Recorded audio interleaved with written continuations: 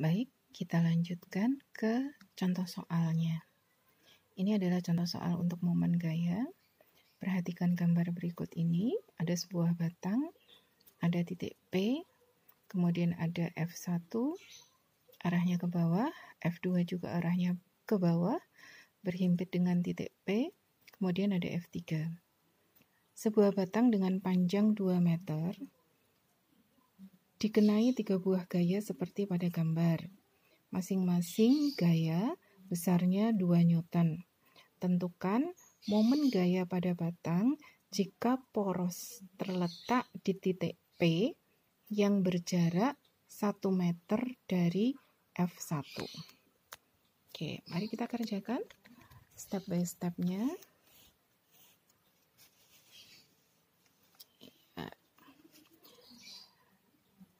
Seperti biasanya ya, kalau kita mengerjakan soal fisika, maka kita tuliskan dulu diketahuinya.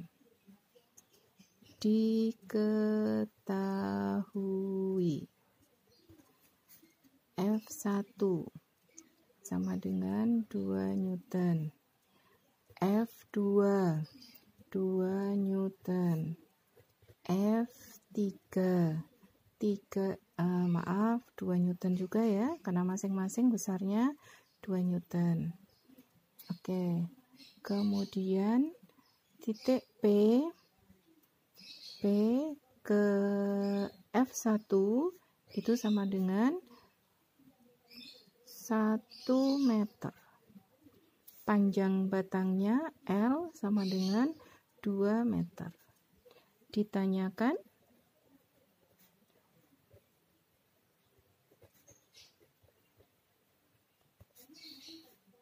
momen gaya tau. Oke, yuk kita jawab. Untuk menjawab soal ini, maka kalian buat skema gambarnya yang lengkap. Jadi kita gambar kembali gambar batang di atas seperti ini. Dalam soal dikatakan ini ya, bahwa poros terletak di titik P. Titik P itu berjarak 1 meter dari F1. F1 berada di sini. F1 2 Newton, panjang batangnya 2 meter. Titik P berada 1 meter dari F1. Berarti persis berada di tengah-tengah. Ini P-nya sebagai poros. Kemudian ada F2 ke sini. Besarnya juga 2 Newton. Kemudian ada F3 yang arahnya ke atas. F3 juga sama dengan 2 Newton. Oke, ada 3 gaya yang bekerja pada batang itu. Berarti nanti akan ada 3 buah momen gaya. Tau 1, tau 2, dan tau 3. Mari kita selesaikan persamaan matematisnya satu demi satu. Untuk tau 1. Tau 1 berarti sama dengan F1 dikalikan lengan gaya dari F1 ke poros. Ini tadi diketahui jaraknya 1 meter. Berarti karena panjangnya 2 meter, dari P ke F3 ini juga jaraknya 1 meter. Oke, kembali lagi ke tau 1. Sesuai dengan persamaan matematisnya bahwa tau sama dengan F kali D, berarti tau 1 sama dengan F1 kali D. Ini kita beri nama D1. Ini kita beri nama D2. Berarti ini dikalikan D1. F1-nya 2 Newton. D1-nya jarak dari gaya ke poros 1 meter. Berarti D1-nya 1 meter. Nah, sekarang kita menentukan nilai positif dan negatif dari tau 1.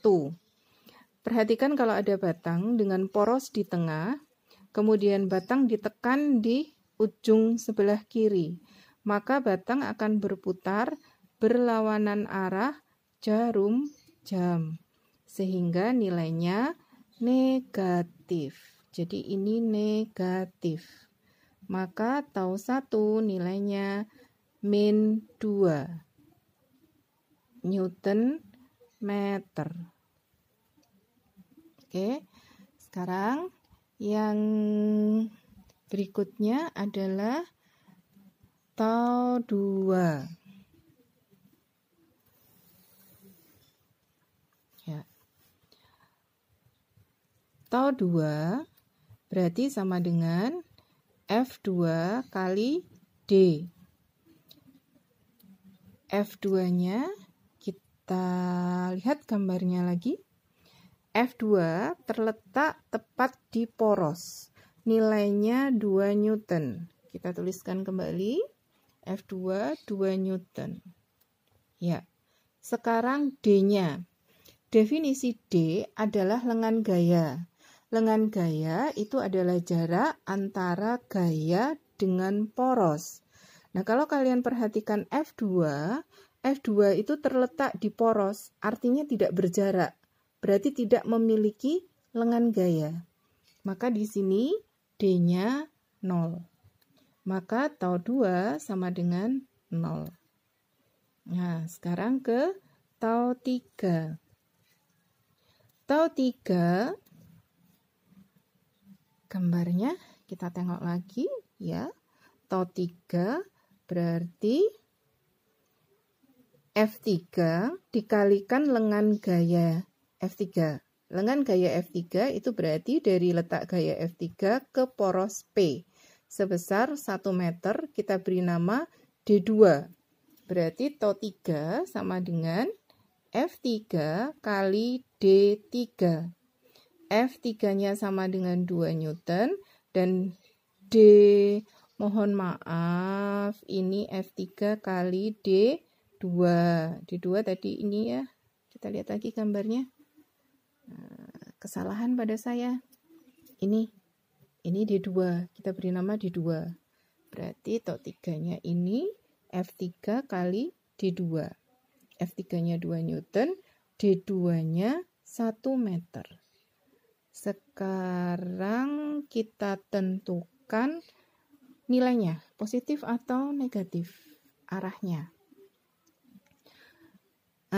Ketika batang ini dengan poros titik P di sini diberi gaya arahnya ke atas, maka batang akan berputar berlawanan arah jarum jam.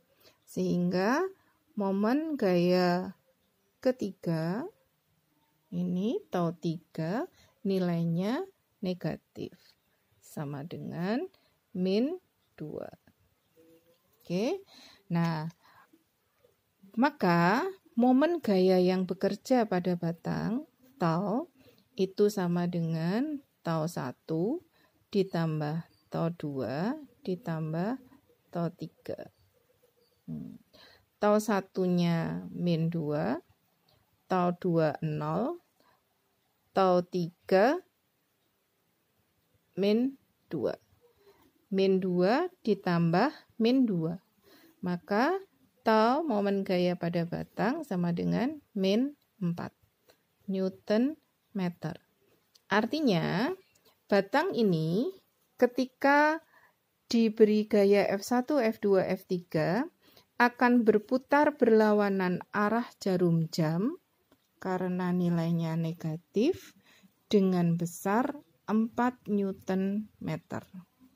Demikian contoh soal tentang momen gaya. Kalau masih ada yang dirasa bingung, kalian boleh bertanya melalui WA atau melalui Teams. Oke, untuk momen gaya saya akhiri. Wassalamualaikum warahmatullahi wabarakatuh.